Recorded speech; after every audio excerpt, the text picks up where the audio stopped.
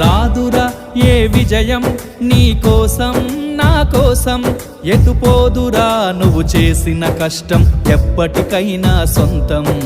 కాలంతో పయనించే వాడికి కానిది ఏముంది, సాధనతోనే సాధ్యమవ్వునని సదాశయంతో సాగర ముందుకు. రాదురా ఏ విజయం నీ కోసం నా కోసం, ఎటుపోదురా నువ్వు చేసిన కష్టం ఎప్పటికైనా సొంతం.